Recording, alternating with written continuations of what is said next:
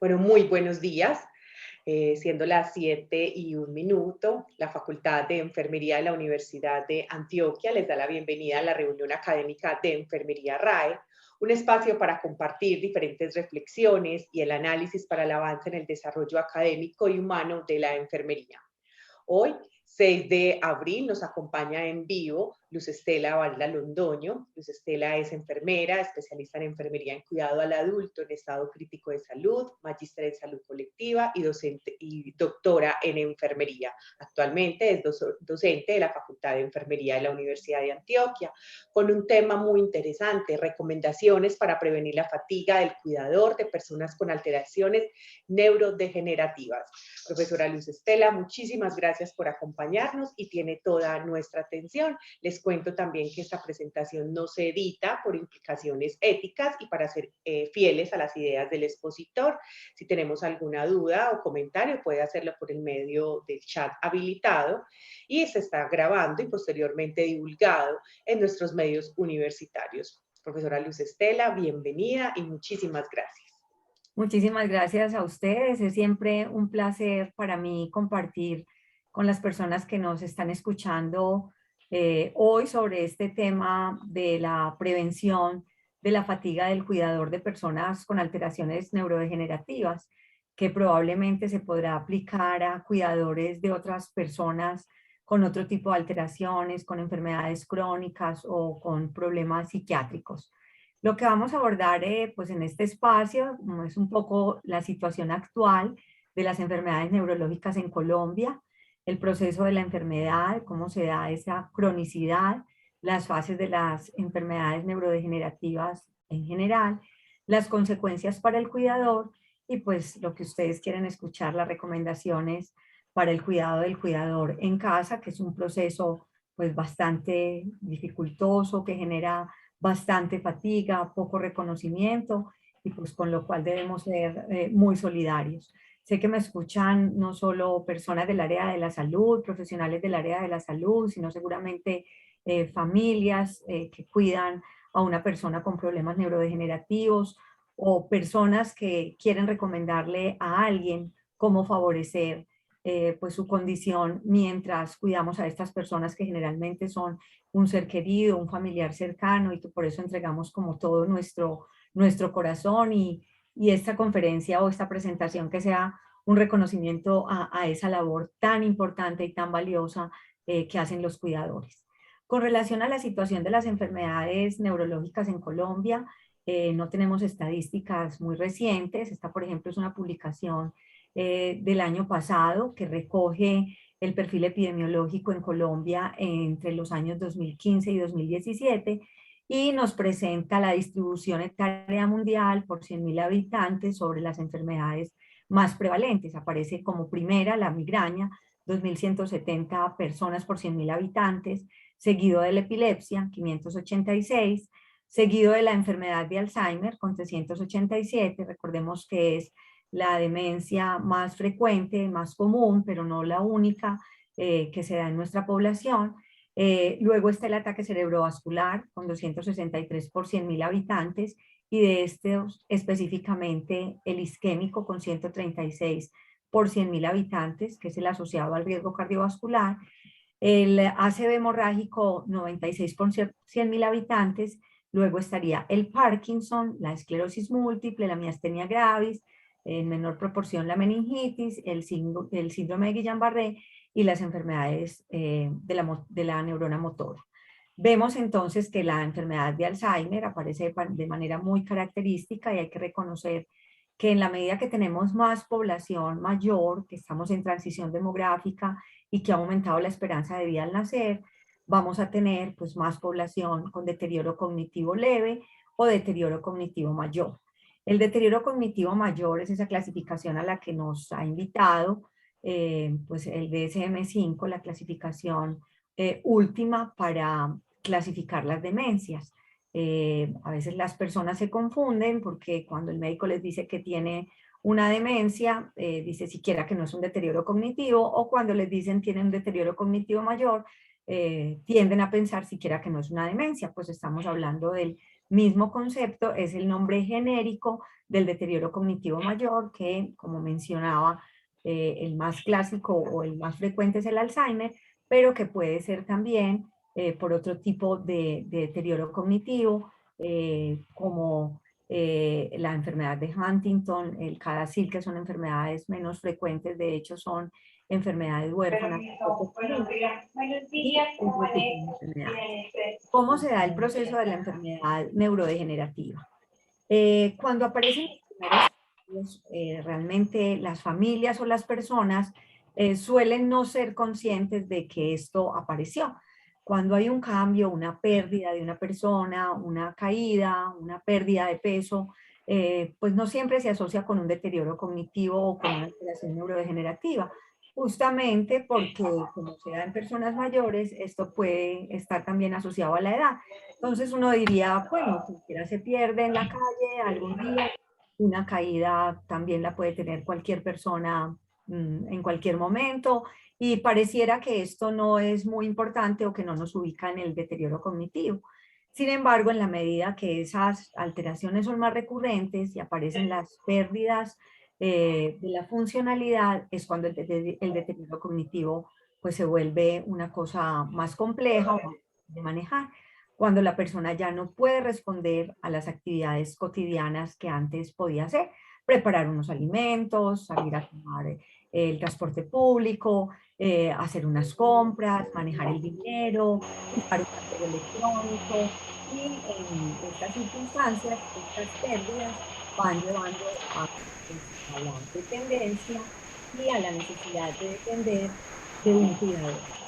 En esas condiciones, pues, la dependencia del cuidador generalmente es un cuidador familiar, es un cuidador cercano, porque no siempre se tiene la posibilidad de contar con un lugar a donde llevar a la persona para que le den todo su cuidado de una manera institucionalizada.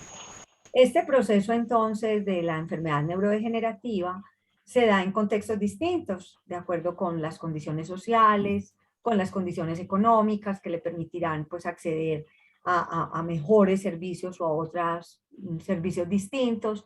Dependerá también de la situación familiar. A veces encontramos personas adultas que viven juntas, y cuando alguna de ellas se enferma son otros adultos los que tienen que entrar a cuidarlos, o hay pérdidas pues de vida, como sucedió en la pandemia, que muchas personas mayores sufrieron en la familia pues pérdidas familiares, y esto también genera modificaciones y afrontamientos distintos de la situación familiar. El estilo de vida, y en esto tengo pues que decirlo, que también pues son factores de riesgo para las demencias, la hipertensión, la diabetes, el consumo de sustancias psicoactivas, el consumo de tabaco, el mal control de la dislipidemia, los problemas del sueño. Las personas que tienen hipoacusia tienen un factor de riesgo para desarrollar deterioro cognitivo mayor. Y hay otros factores, pues también individuales, de la manera de ser de la persona. Si es una persona internalizada, es decir, que pone en el centro su vida y cómo resolver sus situaciones, o si es una persona psicológicamente externalizada, que espera que otros resuelvan sus situaciones, o que cree que todo lo que le pasa pues depende de otros. También en este proceso de enfermedad crónica es muy importante el sistema de seguridad social que tiene el paciente, porque pues algunos podrán acceder a mejores recursos de manera más oportuna.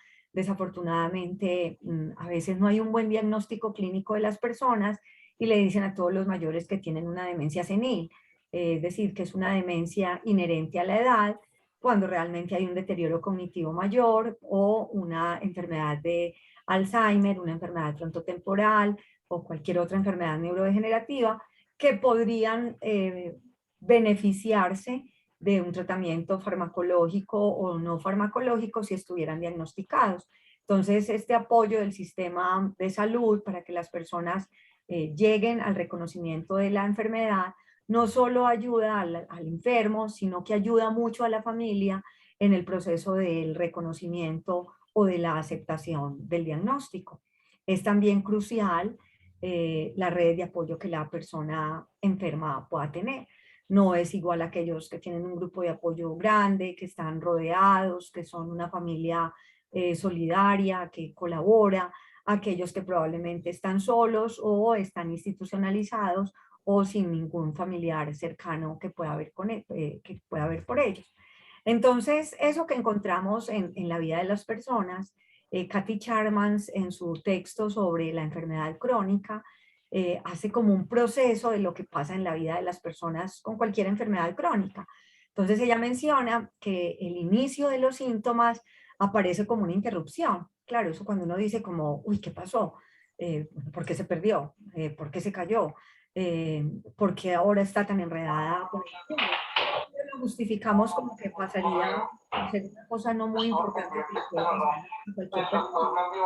Pero luego esto se vuelve como una intrusión, y la intrusión es cuando la enfermedad ya no se puede ocultar, cuando es claro que hay un deterioro cognitivo que puede iniciar con un deterioro cognitivo leve, pero que los familiares pues, de la persona son conscientes de que hay unas pérdidas, que no es seguro, por ejemplo, dejarlo solo, o que salga solo a tomar el transporte público, o que maneje solo el dinero, y va haciendo una evolución hacia la inmersión de la enfermedad. En la inmersión de la enfermedad, la persona ya está tan comprometida que la vida misma es la enfermedad. O sea, todo gira alrededor de esos síntomas, de la manera y es cuando la persona requiere de cuidado. Entonces, como ven, las enfermedades neurodegenerativas se dan por fases, pues es largo, que puede durar entre 10 y 15 años, y que inicia en el deterioro cognitivo leve, porque hay pérdida de la memoria reciente, puede haber estados depresivos, hay cambios de la personalidad, alteraciones del ánimo, la persona se puede ansiosa, desconfiada, temerosa, obstinada, se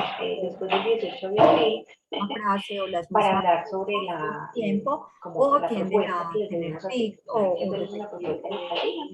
repetir movimientos o perseveraciones, a veces es de despellejarse las uñas,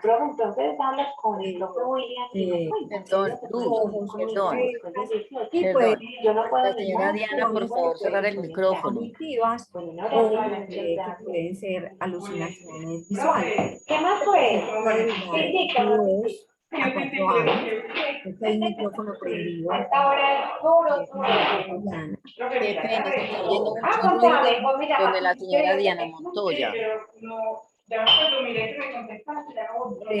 No, yo ni contesté. Ahora O eso se contestó solo, porque yo estaba por la ley y haciendo un video. Ay, qué rico. ya le Sí, muy chavo. hacer la llamadita.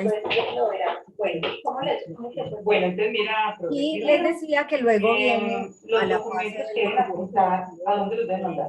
Ahí en la plataforma. moderado, donde la persona Pero cuando ellos No, apuntan, lo por deja eso lo dice la escuchar. persona Liliana, los rostros sí, conocidos, acá, sí, hay confusión, incapacidad. entonces me remite a un archivo, pero entonces el archivo que Una cosa que puede ser un proceso no tengo el archivo, sería montar cualquier cosa, pero para pedirle la foto para que me apenas. Ella me mandó una foto de su tiempo montar en la plataforma. muy ¿Qué le grande. mostramos? O la foto mía, o cualquier documento. Señora Diana Montoya, por favor, apagar el micrófono. Liliana. Pero con los otros también tengo una inquietud propia. Por ejemplo, los talleres ¿Será que el anfitrión se la puede apagar? La anfitriona tal vez no lo podría pagar, pero... Ya se lo apagué. Uy, sí. Muchísimas gracias, Chay. Es que había mucha interferencia. Muchas Sí, gracias. gracias. Discúlpenos ahí. Bueno, estos son los desafíos de la virtualidad, ¿verdad? Bueno, puede haber cambios en el sueño, que a veces, repito, muchos de los síntomas que aparecen en el deterioro cognitivo no los hacemos evidentes porque hacen parte también de los síndromes psiquiátricos, de los síndromes geriátricos, de lo que le pasa a los adultos mayores. Entonces, que tenga problemas de sueño, uno lo puede asociar como, bueno, muchos mayores tienen problemas de sueño. Que tengan una caída, bueno, eso es otro síndrome geriátrico, muchos adultos mayores se caen. Que ha perdido mucho peso, es también una condición frecuente de los adultos mayores, por lo que es conocido como la anorexia de la vejez o la sarcopenia, que es una pérdida de peso asociada a la pérdida muscular, entre otras cosas, por la falta del consumo de la proteína o de la actividad física. Entonces a veces tendemos como a justificar que eso que está pasando no es un deterioro cognitivo, sino que es otro proceso. Empieza el vagabundeo, esto es pasar sin rumbo fijo, que es una de las cosas que más angustia a los cuidadores, porque además a veces están en apartamentos muy pequeños, dicen me desespera porque está caminando de lado a lado, lo veo como si estuviera loco, me da mucho temor, cierto, que esté perdiendo el juicio o que quiera atentar contra su propia vida. Entonces ahorita vamos a hablar de algunas estrategias que nos pueden ayudar a controlar esto. Hay alteraciones del comportamiento y pueden empezar a evitar el contacto social, a no querer salir de casa, a dejar de ir a las actividades religiosas, por ejemplo, que eran frecuentes, y pueden tener desorientación temporoespacial. Con esto nos podemos ayudar pues de los almanaques, de permanentemente, pues o sea, diariamente contarle en qué mes estamos, qué día es de la semana, y esto puede durar entre 2 o 10 años, pero recuerden que no es como una receta de cocina que en todas las personas funciona igual, porque hay unos determinantes sociales que nos pueden modificar esto. Aquellos que hacen pues ejercicios de terapia cognitiva, aquellos que están más agrupados, los que tienen más redes de apoyo, pueden tener un proceso de degeneración pues más lento que el que está solo, que el que no está apoyado, y definitivamente tengo que decirles, el efecto de la pandemia trajo muchísimo daño cognitivo en las personas o que no lo tenían o que tenían un deterioro cognitivo leve y que con la pandemia se agudizó. Hay estudios clínicos que muestran cómo las personas aumentaron la desorientación, aumentaron la pérdida de la memoria, aumentaron, pues ahora que ya podemos salir, el temor a salir y prefieren quedarse en casa, y todo aquel que pierde todos los procesos de sociabilidad, pues tiene un riesgo mayor de tener deterioro cognitivo. En el deterioro cognitivo mayor, cuando el paciente ya ha perdido muchas de las funciones, es probable que no hable, y si lo hace, utilice pues un lenguaje que puede ser incoherente, ignora a las personas que se encuentran a su alrededor, es incapaz de reconocer al propio cuidador, y depende de otra persona para realizar actividades básicas de la vida diaria: bañarse, vestirse, cambiarse, salir a caminar o dar un paseo. Puede presentar incontinencia doble, pero esto no es definitivo. Algunos me dicen, mi mamá hasta el último día tuvo control de esfínteres, mi mamá nunca llegó a utilizar un absorbente o un pañal. Otros dicen, fue casi una de las primeras cosas que, cierto, que perdió, o nunca perdió el lenguaje, por todos estos procesos que les menciono que pueden modificar el curso de la enfermedad. En esta fase del deterioro cognitivo mayor permanecen postrados en cama por más tiempo y puede haber una rigidez generalizada, entonces el desafío para el cuidador pues es mayor porque además tiene que hacerlo en la cama. En estas circunstancias aparecen distintos tipos de cuidadores. Aparecen los que se sienten apoyados, no es la generalidad. La mayoría de nuestros cuidadores nos refieren que se sienten muy solos, que les han descargado la responsabilidad a ellos, que aunque son muchos hijos, nadie los acompaña, y eso también es una invitación para que nosotros hagamos consciente que el cuidado de alguien con deterioro neurológico o con problemas psiquiátricos es también clasificado como uno de los cuidados que mayor fatiga genera, más que cuidar a una persona que no tiene deterioro cognitivo o que no tiene problemas psiquiátricos. Hay otros cuidadores que no es que no se sientan apoyados, sino que realmente a ellos nadie los apoya. Son cuidadores que siempre están solos, que es difícil que puedan tener un espacio para ellos, para su vida. Están aquellos que están muy cansados y que dicen que necesitan un aire, que ellos mismos se refieren fatigados, que saben que están quemados y que probablemente algunos de nosotros los podemos identificar cuando vemos en la manera de cuidar, bueno, que hay gritos, que levantan la voz, que incluso puede haber pues un acercamiento al maltrato, y que a veces nosotros juzgamos, es que lo trata mal, es que no lo atiende bien, y lo que debemos pensar es que esa persona pues ya está quemada, se siente tan agotada, tan abatida, que en esa relación entre el cuidador pues, y la persona cuidada hay unas tensiones que pueden incluso llevar pues, al maltrato y a la angustia y al sufrimiento de ambos. Hay adultos mayores a cargo de uno o más enfermos, esto que les mencionaba, que son varios hermanos que se han quedado solteros o que viven en la misma casa. Alguno de ellos tiene el deterioro cognitivo y son los otros mayores los que los acompañan. O en las parejas de cónyuges que ya los hijos se han ido están el padre y la madre en la casa, se enferma uno de los dos y es el otro el cuidador y pues es una persona mayor, que por lo tanto pues tiene más riesgos de vulnerabilidad y de fatiga del cuidador por sus propias condiciones de la vejez o de la adultez. Hemos encontrado también niños cuidando a personas enfermas, lo cual pues es grave para la persona enferma porque no tendría todas las condiciones de un cuidador, ¿cierto?, eficaz, pero también hay una vulneración de los derechos de los niños, ¿cierto? Los niños deberían tener un desarrollo normal, disfrutando de su niñez y no estando a cargo de del cuidado de una persona con alguna enfermedad crónica o neurodegenerativa. ¿Y eso por qué pasa? Pues pasa porque la persona que lleva el sustento al hogar tiene que trabajar para no morirse de hambre, para poder llevar los recursos a la familia, y entonces es el menor el que queda con la persona con enfermedades neurodegenerativas. A veces pasan cosas pues muy difíciles porque todos no tienen la posibilidad o de contar con el apoyo o de poderlos institucionalizar por lo menos en horarios diurnos, como en los centros día, que otros países tienen incluso en programas cubiertos por el Estado para alivianar esa carga del cuidador, y son algunos de los elementos pues, que nosotros tenemos que tratar de desarrollar en la política pública para que el cuidador sea reconocido o para tener instituciones donde estas personas puedan ir. Las características entonces de los cuidadores en Colombia y en el mundo es que particularmente son más mujeres que hombres. En reportes, por ejemplo, europeos, de 4 cuidadores, 3 son mujeres.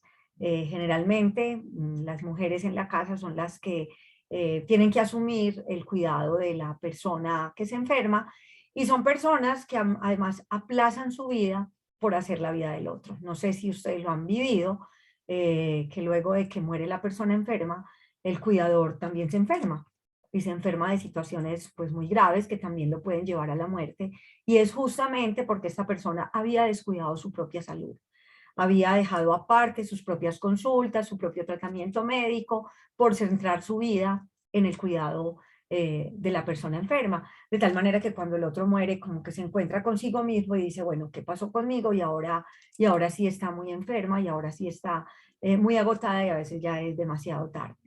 No es una labor reconocida en la sociedad. Quienes tenemos familiares pues cuidando a otros, a veces pensamos que ese otro es un desempleado o que es un desocupado, y pensemos que muchos de ellos no están remunerados. Para que hagamos consciente esto en las familias, muchos de estos dejaron de trabajar para encargarse del cuidado del otro. O sea que los familiares deberíamos ser conscientes de que esa persona necesita unos recursos para vivir, o tiene sus propias responsabilidades. Miren, tan simple como pensar, entonces si no trabaja, ¿quién le paga el celular? ¿Quién le paga la seguridad social? ¿Con qué sale a comerse un heladito? ¿Con qué pide una comida a domicilio un día para descansar de cocinar? Porque además muchos de estos cuidadores no solo tienen el cuidado de la persona enferma, sino que además tienen que hacer el aseo del hogar, la preparación de los alimentos, les llevan los nietos a la casa para que los cuiden. Entonces miren la cantidad de actividades que un cuidador tiene que hacer en una casa para estar al cuidado de una persona con enfermedades neurodegenerativas, lo cual le implica ya bastante tiempo. Entonces, estos cuidadores sufren problemas físicos, problemas psicológicos, y sufren el aislamiento social. Muchas de estas parejas, por ejemplo, pierden a su esposo, se separan en el proceso de la enfermedad de Alzheimer o de deterioro cognitivo de su padre o de su madre, pues porque pasaban más tiempo en la casa de esta persona que en su propia casa. Entonces, hay muchas consecuencias adversas para el cuidador: el temor, la angustia, el cansancio, la impotencia, el sentir que no va a ser capaz, la rabia de sentirse tan solo sabiendo que hay otros que también podrían darle la mano o apoyarlo, la desesperanza, ¿cierto?, en un proceso de incertidumbre que no sabemos hasta cuándo será, y un montón de etcétera ¿cierto?, que los cuidadores nos comparten. Bueno, entonces, ¿cómo poder resolver todo esto? A veces conversando en los grupos de apoyo con otros clínicos, ellos me preguntan, entonces el cuidado de alguien no genera ningún sentimiento gratificante.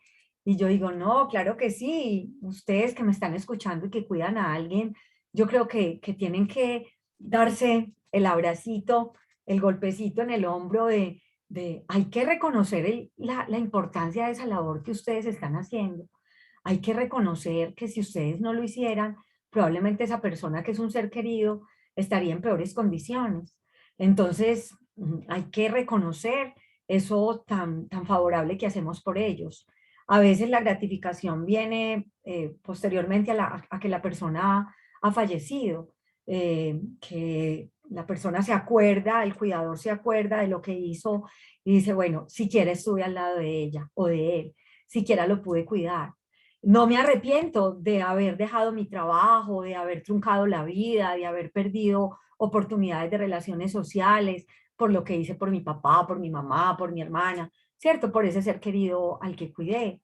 Entonces, claro que trae muchísimos sentimientos de gratificación y de alguna manera es la fortaleza cuando la persona fallece, sentir que hicimos algo por ellas. Entonces, entrando a las recomendaciones para el cuidador, tenemos que decir que lo primero que hay que hacer es aceptar el diagnóstico. Esto que les mencionaba, no, esto fue una cosa fortuita, es que él o ella es maliciosa, como hay días que amanece más lúcido, es que hay cosas que él no quiere recordar. Entonces hay que aceptar el diagnóstico, aunque no lo podamos creer, aunque no se quiera reconocer. Algunas personas me dicen, no, ¿cómo va a tener Alzheimer con todos los sudokus que hacía?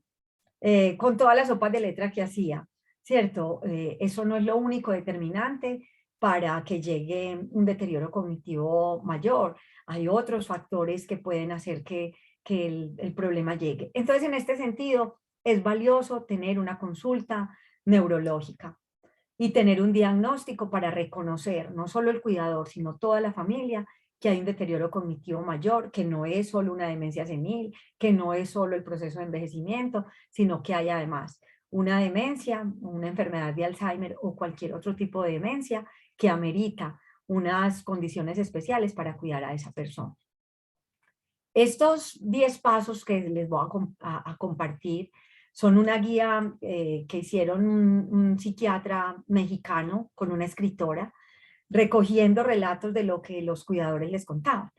Entonces, el segundo elemento es tolere los síntomas de la persona afectada. O sea, es tener paciencia y entender que la persona con deterioro cognitivo no tiene las capacidades mentales, perdió las capacidades para entender cosas que antes podía ser tan sencillo como bañarse, hoy se le vuelve un desafío, porque ha perdido las funciones ejecutivas, entonces retirarse la ropa, ir al baño, abrir la ducha, ponerse el jabón, todo eso es un desafío para el sistema nervioso central. Y que la persona cuidadora no crea que por repetirle las cosas le va a entender, que por regañarlo le va a entender, o que por hacerle llamadas de atención la persona va a comportarse diferente. De hecho, podemos entrar en maltrato porque a veces encontramos que los castigan pensando que esto puede hacer que cambie las cosas. Por ejemplo, si se orina, se tiene que quedar todo el día con el mojado, porque usted tiene que ser capaz de controlar la eliminación. Y pues no, es una cosa que la persona ya no puede controlar. Hay una manera de controlar esos síntomas que a veces nos desesperan. Es que me desespera que siempre está preguntando que para dónde voy. Yo no voy para ninguna parte. Es que siempre me pregunta por la mamá que ya está muerta y siempre le repito que está muerta. Y la llevé al cementerio para que viera la tumba. Pues es que de regreso en el deterioro cognitivo ya no se acuerda que estuvo en el cementerio. ¿Cierto? Entonces eso tómelo como un paseo, como una salida, pero lo que hay que tratar es de sacar a la persona de la reiteración y no es repitiéndole lo mismo. Entonces ella quiere ver a su mamá que está muerta, que no la va a poder ver. Uno de los ejercicios es preguntarle, ¿y qué te gustaba de la mamá? ¿Y qué te acuerdas de la mamá? ¿Y ella cómo era? ¿Y ella qué ropa se ponía? ¿Y en qué trabajaba? ¿Y qué era lo que más le gustaba? Entonces miren que estamos hablando de la mamá, pero no estamos explicándole que la mamá ya no está. Incluso ir a los álbumes de fotografías, que ella recuerde ahí quién era la mamá, o volverle a mostrar cuál era el rostro de la mamá en una fiesta, que puede sacarlo de la insistencia, por ejemplo, de querer ver a su mamá o de querer visitar a su mamá.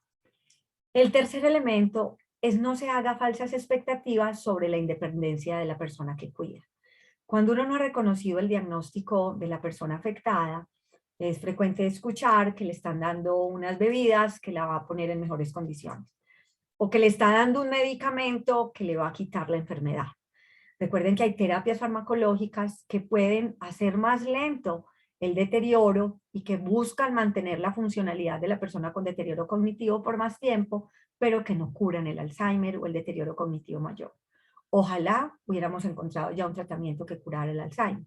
En eso se preocupa o continúa pues la ciencia haciendo ensayos clínicos tan importantes, pero pues que todavía no son contundentes para encontrar una curación de la enfermedad de Alzheimer.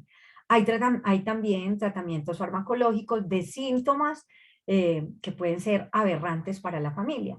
¿Qué son síntomas aberrantes? Cuando la persona con el deterioro cognitivo está agrediendo al cuidador o quiere hacerse daño ella misma, o realmente tiene tantos problemas de sueño que nadie duerme en la casa, o se está desnudando, o está teniendo manipulaciones genitales o que angustian mucho a los cuidadores y que los llevan a mayor encierro, a que nadie visite la casa por estas condiciones y que pueden manejarse farmacológicamente con el apoyo del psiquiatra o con el apoyo del neurólogo. Entonces miren que consultar cuando estas situaciones aberrantes aparecen va a favorecer pues una mejor funcionalidad no solo de la persona afectada, sino también del afrontamiento familiar y de las condiciones familiares.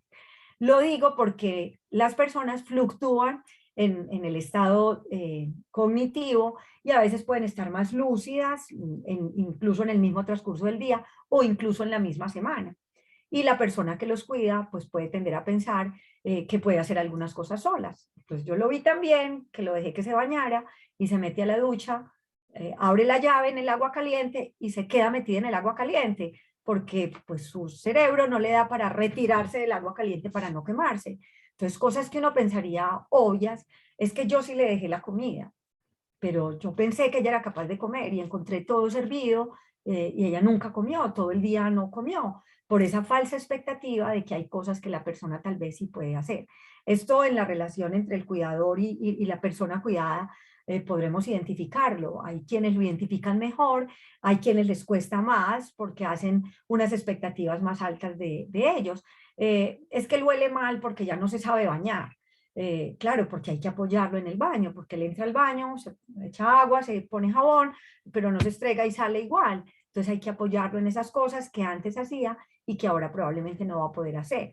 Entonces, tener un equilibrio entre qué cosas puede continuar haciendo solo para que mantenga la autonomía y en qué cosas hay que apoyarlo. Porque a veces también llegamos al extremo de los cuidadores que no le dejan hacer nada a la persona. Entonces uno le dice, ¿por qué lo vistes? Luego él no se viste solo. Ah, no, yo no sé. Yo necesito dejarlo vestido, entonces yo lo visto. Yo necesito salir rápido, entonces yo le hago todo.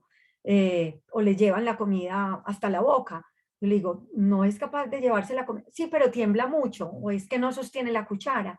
Entonces hay medidas, por ejemplo, envolver en foamy la cuchara para que siendo más gruesa, la persona tenga una mejor motricidad y pueda continuar alimentándose sola o peinándose, por ejemplo, porque aumentamos el mango del utensilio que está usando y de esta manera lo puede hacer de manera segura. No es que me quiebra toda la loza, no es que ya podemos pasar a una loza plástica de una comida que esté a temperatura ambiente, de la manera que ya, pues qué importa que se riegue, ponemos un delantal que sea plástico para favorecer también el que lo puedas limpiar. Es decir, buscar estrategias que nos hagan más fácil la vida. ¿Qué es que mete la mano al plato? Entonces hagamos preparaciones que pueda tomar con la mano. ¿Qué importa que meta la mano al plato mientras la persona pueda degustar el alimento, pero no atormentarnos porque la persona use todos los utensilios? Es que ya no trincha la cuchara, la cucharita, el vaso, el vasito, el plato, el platico. Todo eso abruma más a la persona.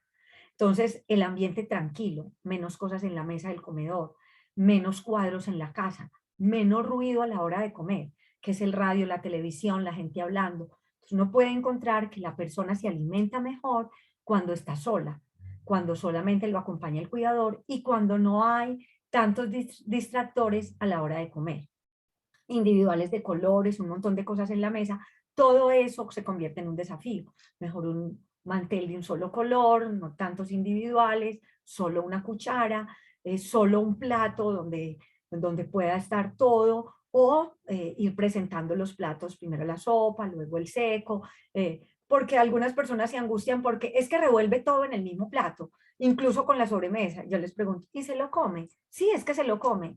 Entonces, ¿cuál es la angustia? ¿Cierto? ¿Cuál es la angustia de que se come todo revuelto? Ahora, si la angustia tanto y usted cree que eso le puede saber mal, pero si se lo come es porque probablemente no le sabe tan mal, pues entonces presentémosle, ¿cierto? De a plato y acompañemos a la persona en la alimentación, teniendo pues toda la disposición del tiempo. Obviamente que el cuidado de una persona con deterioro cognitivo implica más tiempo, que es de lo que en muchas familias pues no hay o adolecemos. Lo que les decía, hay que dejarla bañada con la comida lista para poder salir, porque el que releva lo tiene que encontrar bañada y ya desayunada o desayunado. Entonces tendemos a hacer todo por ellos. No se conforme con contemplar al familiar, y esto hay que decirles tanto a los que nos apoyan o a las personas que contratamos para que nos apoyen.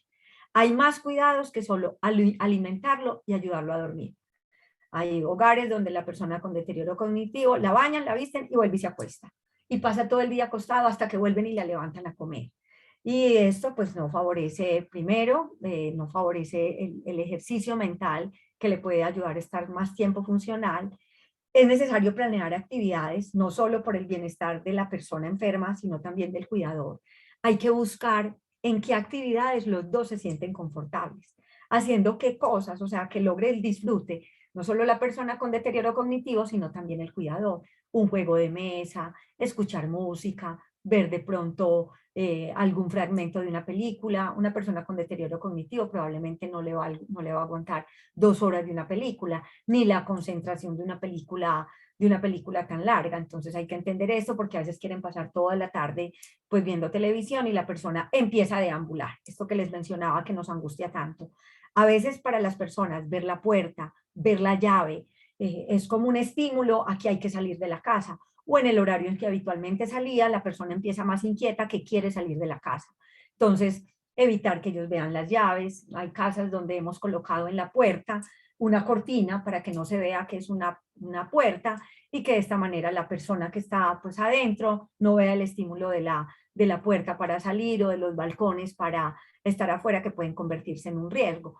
Esas condiciones de reconocer lo que en la casa puede ser un riesgo para la persona con deterioro cognitivo es muy importante. Balcones, ventanas, material cortopunzante, sustancias químicas. Miren estas sustancias de aseo que huelen rico, que pueden parecerles a ellas que son para el consumo. Entonces hemos encontrado personas que toman de estas sustancias, que se lavan los dientes con un tubo de brillametal, porque tiene las mismas características de un tubo de crema dental. Entonces alejar todos estos objetos que pueden ser un riesgo, porque eso nos va a dar a nosotros como cuidadores también la tranquilidad de que no hay cosas inseguras en la casa, para evitar este tipo de problemas. Evitar que estén todo el tiempo sentados o acostados, como lo mencionaba.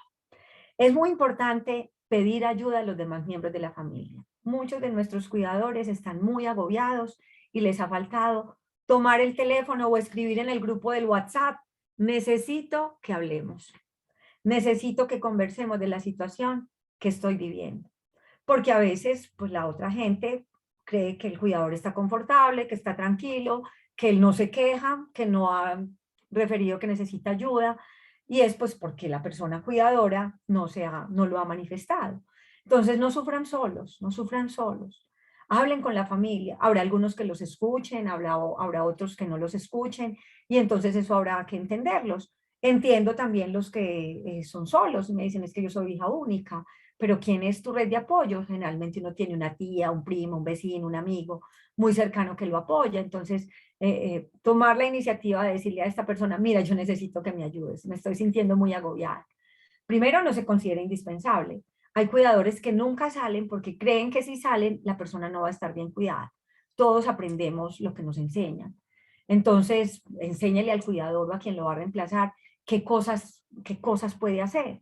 Reconozca las potencialidades del otro. Bueno, puede que no sea muy bueno ayudándole en el baño a la mamá o al papá o a la persona que cuida, pero sí es muy bueno entreteniéndola, porque le arregla las uñas, porque le hace un peinado, porque le cambia la ropa, pues que no sea muy buena, de hecho, cuidando a la otra persona, pero ayuda a limpiar, hace una buena limpieza de la casa, hace una lavada en la lavadora, saca la ropa de la lavadora y eso es una ayuda. O sea, cosas que nosotros pensaríamos que no nos bajan la carga, que indiscutiblemente sí nos bajan la carga.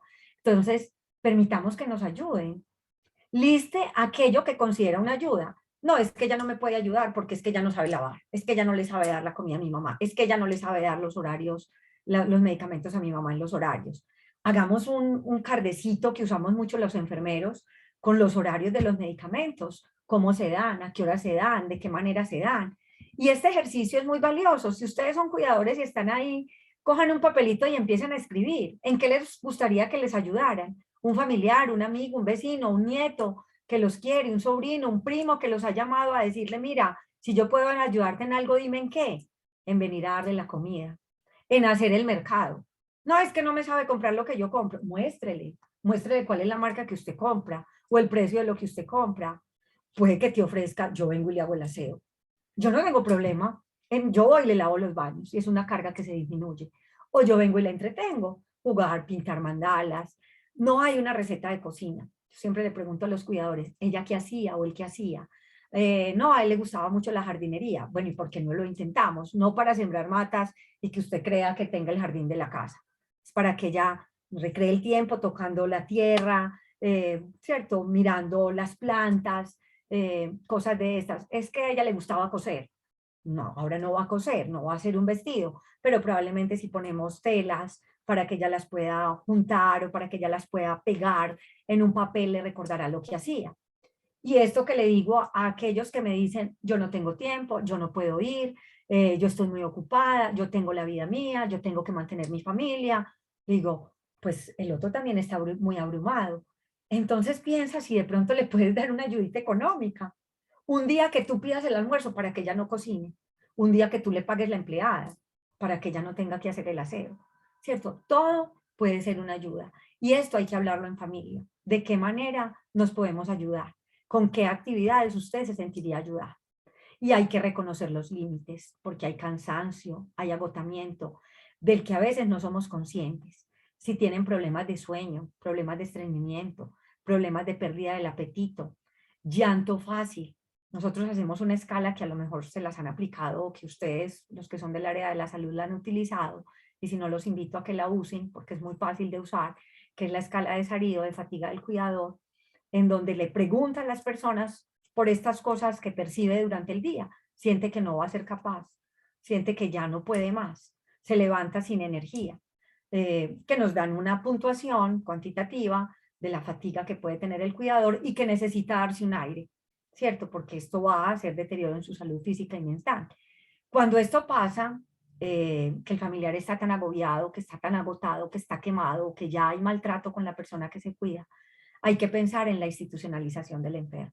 Y yo sé que no es fácil, menos en nuestra ciudad, que las instituciones que tenemos pues o son costosas o no cuentan con el personal suficiente para brindar los cuidados de una persona con deterioro cognitivo. Es decir, nos dicen, sí, yo se lo recibo acá en el asilo, pero usted debe traer además a alguien que le haga el cuidado permanente, porque es una persona con tanta dependencia que hay que bañarla, darle el alimento, acompañarla, que la institución no tiene suficiente personal para dedicarle a esa persona.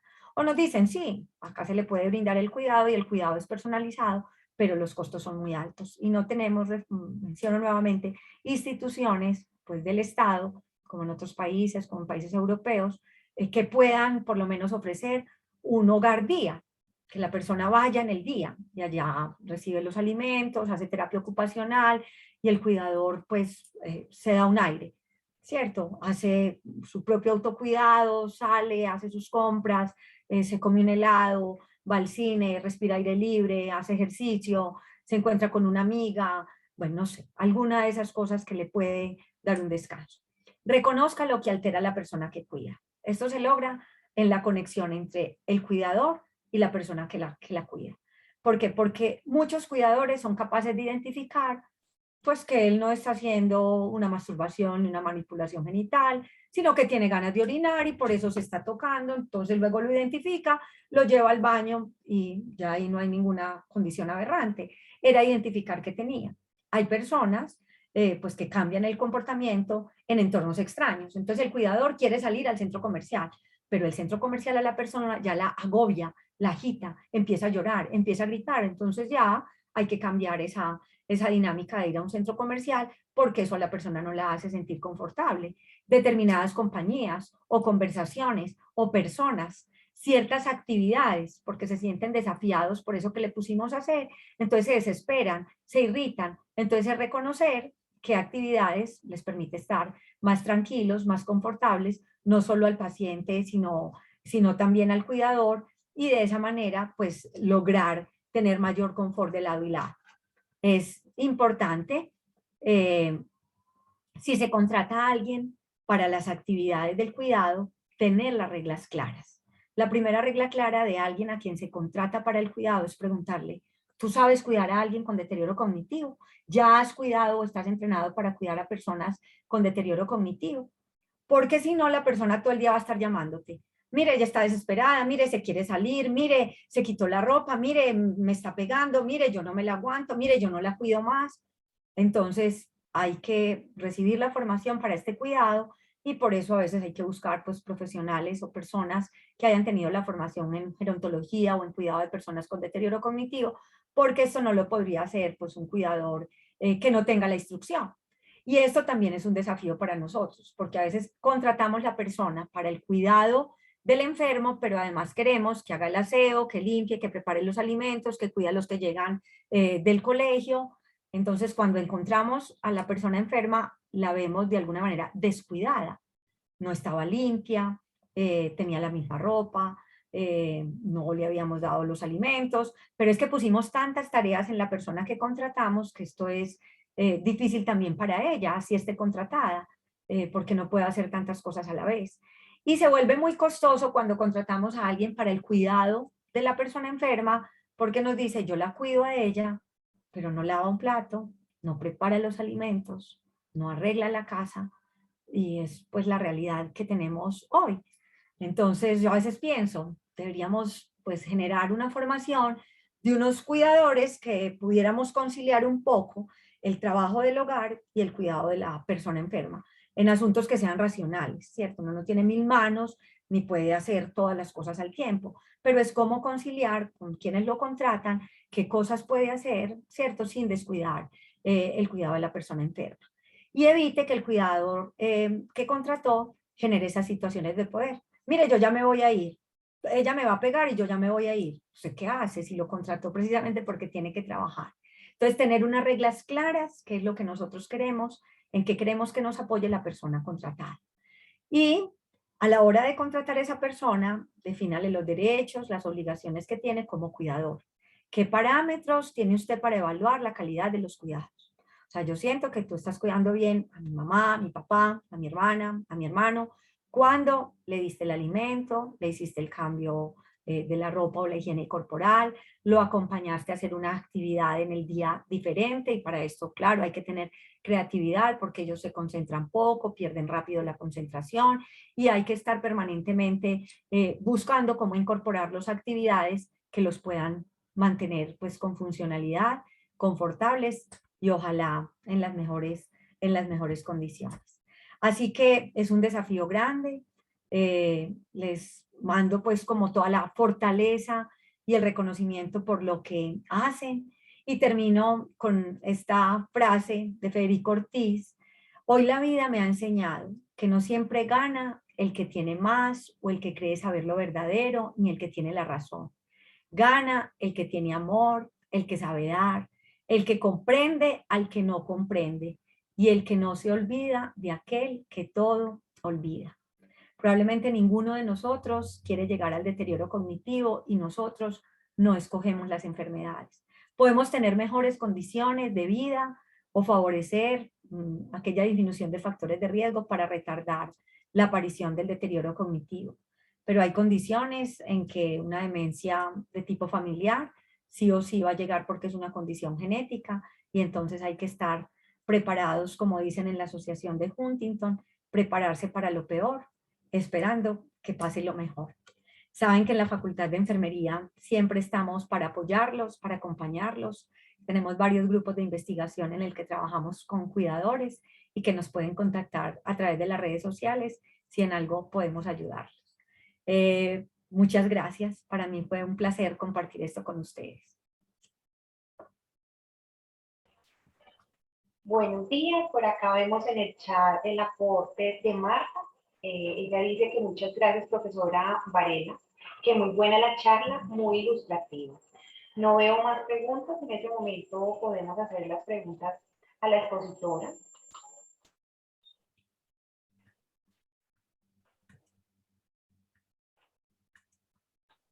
Bueno, profesora, agradecemos en nombre de la Facultad de Enfermería su participación en esta RAE. La felicitamos por su trabajo personal, profesional, investigativo y agradecemos su compromiso de participar en este evento. Esperamos tenerla en próximas RAE. Y a todos ustedes, muchas gracias. Muchísimas gracias, Dianita, a ti y a la facultad. Bueno, un feliz día para todos. Que estén muy bien.